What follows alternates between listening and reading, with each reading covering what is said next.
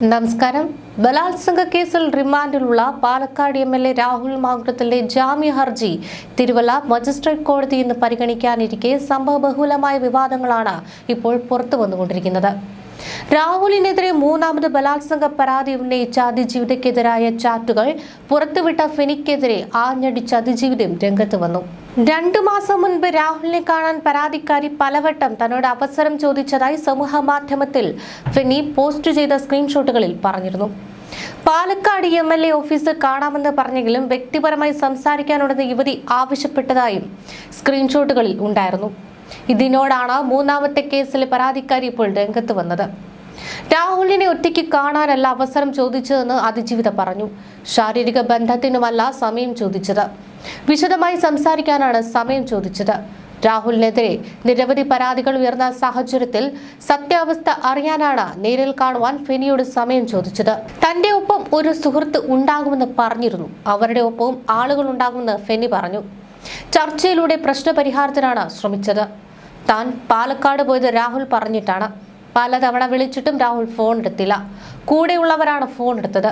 പാലക്കാട് എത്തിയപ്പോൾ പല സ്ഥലങ്ങളിലും കാത്തു നിൽക്കുവാൻ പറഞ്ഞെങ്കിലും രാഹുൽ എത്തിയില്ല. വട്ടം കറക്കുകയാണെന്ന് മനസ്സിലായപ്പോഴാണ് എല്ലാം തുറന്നു പറയുവാൻ തീരുമാനിച്ചതും. ചാറ്റിന്റെ ചില ഭാഗങ്ങൾ മാത്രം ഫെനി പുറത്തുവിട്ടത് അപമാനിക്കുവാനാണ്.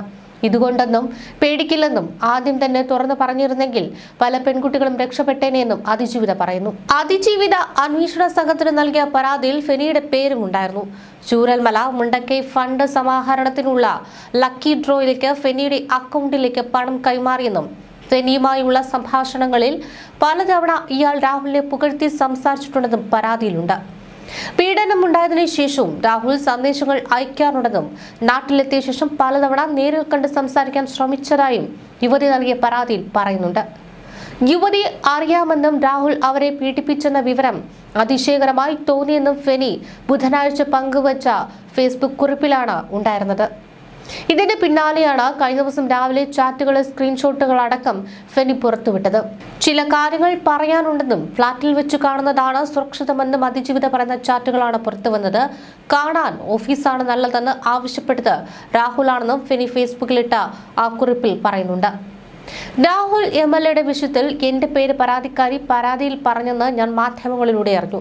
തുടർന്ന് എനിക്ക് അറിയാവുന്ന കാര്യങ്ങൾ പറയാൻ മുഖ്യധാരാ മാധ്യമങ്ങളാരും സ്പേസ് തരാതെയിരുന്നപ്പോൾ ഞാനത് ഫേസ്ബുക്കിലൂടെ പൊതുവെടുത്ത് പറഞ്ഞു.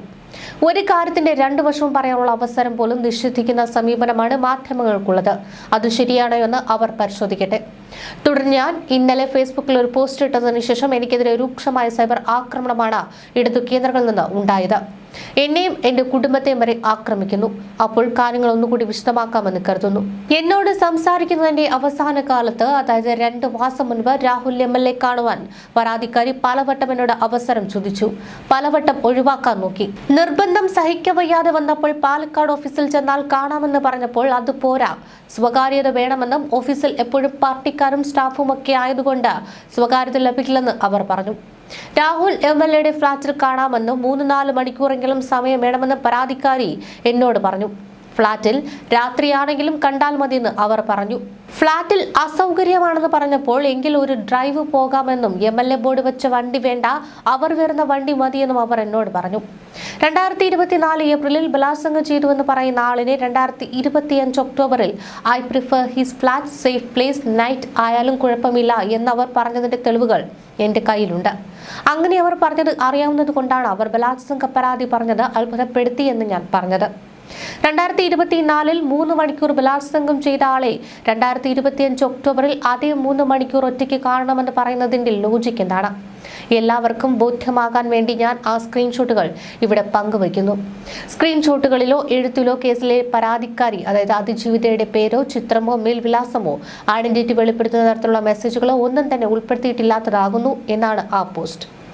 മൂന്നാമത്തെ ലൈംഗിക പീഡന കേസിൽ രാഹുലിനെതിരെ അറസ്റ്റ് രേഖപ്പെടുത്തിയെങ്കിലും കേസിലെ തുടർ നടപടികളിൽ പരാതിക്കാരിയുടെ അസാന്നിധ്യം അന്വേഷണത്തിന് വെല്ലുവിളിയായി മാറുകയാണ്. പരാതിക്കാരി നിലവിൽ കാനഡയിൽ തുടരുന്ന സാഹചര്യത്തിൽ അറസ്റ്റ് കഴിഞ്ഞിട്ടും നാട്ടിലേക്ക് മടങ്ങാൻ അവർ തയ്യാറാകാത്തത് കേസിന്റെ നിയമപരമായ മുന്നേറ്റത്തെ ബാധിക്കുമോ എന്ന ആശങ്കയാണ് അന്വേഷണ സംഘത്തിനുള്ളത്.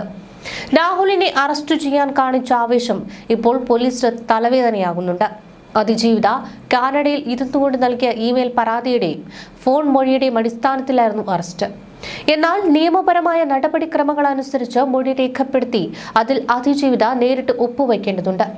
അറസ്റ്റ് നടന്ന ദിവസങ്ങൾ കഴിഞ്ഞിട്ടും പരാതിക്കാരി വരാത്തതിനാൽ മൊഴിയിൽ ഒപ്പുവയ്ക്കുവാൻ പോലീസിന് കഴിഞ്ഞിട്ടില്ല. ഇത് കോടതിയിൽ രാഹുലിന് അനുകൂലമാകുമെന്നാണ് പറയപ്പെടുന്നത്. ചട്ടം ലംഘിച്ചിട്ടുള്ള അറസ്റ്റ് എന്ന ആരോപണം ഉയരുമെന്നും പോലീസ് ഭയക്കുന്നുണ്ട്. സാധാരണഗതിയിൽ നേരിട്ടെത്തി മൊഴി നൽകേണ്ട സാഹചര്യത്തിൽ അതിജീവിത വിദേശത്താണ് എന്നത് വലിയ തിരിച്ചടിയാണ്. ഈ പ്രതിസന്ധി മറികടക്കാൻ വീഡിയോ കോൺഫറൻസിംഗ് വഴി മൊഴി രേഖപ്പെടുത്താനും രേഖകളിൽ ഒപ്പുവയ്പ്പിക്കുവാനും അനുമതി തേടി പോലീസ് ഹൈക്കോടതിയെ സമീപിക്കും. ഇന്ത്യൻ എംബസി വഴിയോ വീഡിയോ കോൺഫറൻസിംഗ് വഴിയോ രഹസ്യമൊഴി രേഖപ്പെടുത്തുവാനാണ് SP G പൂങ്കുഴലിയുടെ നേതൃത്വത്തിലുള്ള സംഘം ശ്രമിക്കുന്നത്. ഇതിന് ഹൈക്കോടതി അനുമതി നൽകിയില്ലെങ്കിൽ രാഹുലിന് എളുപ്പത്തിൽ ജാമ്യം ലഭിക്കുവാനുള്ള വഴിയൊരുങ്ങും. മറ്റു 2 കേസുകളിൽ രാഹുലിനും ഹൈക്കോടതിയിൽ നിന്ന് അറസ്റ്റ് തടഞ്ഞുകൊണ്ട് ഇടക്കാല സംരക്ഷണമുണ്ടായിരുന്നു. ഇത് മറികടക്കാനാണ് മൂന്നാമതൊരു പരാതിയിൽ പോലീസ് ധൃതി പിടിച്ച് അറസ്റ്റ് രേഖപ്പെടുത്തിയത്. പരാതിക്കാരി നാട്ടിലില്ലാത്ത സാഹചര്യത്തിൽ നടന്ന അറസ്റ്റ് നിയമപരമായി നിലനിൽക്കില്ലെന്നാണ് രാഹുലിന്റെ അഭിഭാഷകർ വാദിക്കുന്നത്. അറസ്റ്റിന് കാണിച്ച വേഗത അതിജീവിതയുടെ ഒപ്പ് വാങ്ങുന്നതിലോ നടപടിക്രമം പാലിക്കുന്നതിലോ കാണിക്കാത്തതാണ് പോലീസിനെ കുരുക്കുന്നത്. രാഹുലിനെതിരെ നേരത്തെ 2 കേസുകൾ നിലവിലുണ്ടായിരുന്നു. എന്നാൽ ഈ 2 കേസുകളും അറസ്റ്റ് തടഞ്ഞുകൊണ്ട് ഹൈക്കോടതി ഇടക്കാല ഉത്തരവ് നൽകി. ഈ പ്രതിസന്ധി മറികടക്കാൻ പോലീസ് കണ്ടെത്തിയ വഴിയാണ് കാനഡയിലുള്ള യുവതിയുടെ ഇമെയിൽ പരാതി എന്ന വാദം ഉയരുന്നുണ്ട്. പരാതിക്കാരിയായ യുവതി വർഷങ്ങളായി കാനഡയിലാണ്. പോലീസിന്റെ നിർദ്ദേശപ്രകാരം ഇവർ നാട്ടിലെത്തുമെന്ന് കരുതിയിരുന്നുവെങ്കിലും വ്യക്തിപരമായ കാരണങ്ങളാൽ മടങ്ങി വരാൻ കഴിയില്ലെന്നാണ് ഇവർ അറിയിച്ചത്. പുതിയ ഭാരതീയ നാഗരിക് സുരക്ഷാ സംഹിത നിയമപ്രകാരം അതിജീവിതയുടെ മൊഴി രേഖപ്പെടുത്തുമ്പോൾ അതിൽ നേരിട്ട് ഒപ്പുവെക്കണം. ഡിജിറ്റൽ ഒപ്പുകൾ പലപ്പോഴും ഇത്തരം ക്രിമിനൽ കേസുകളിൽ വിചാരണ വേളയിൽ വെല്ലുവിളിക്കപ്പെട്ടേക്കാം.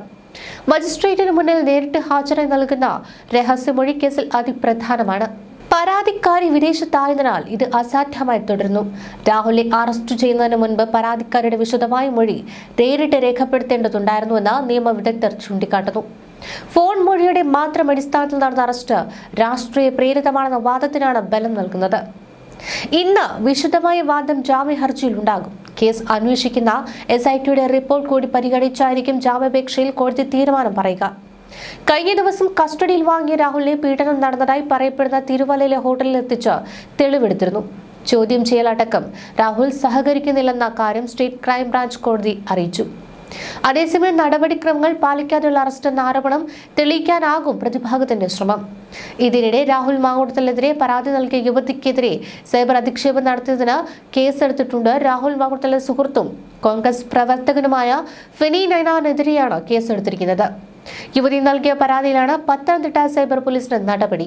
യുവതിയുടെ ചാറ്റുകൾ ഉൾപ്പെടെ വെളിപ്പെടുത്തിയതായാണ് ഫെനി നൈനാൻ അധിക്ഷേപ പോസ്റ്റ് ഇട്ടിരിക്കുന്നത്.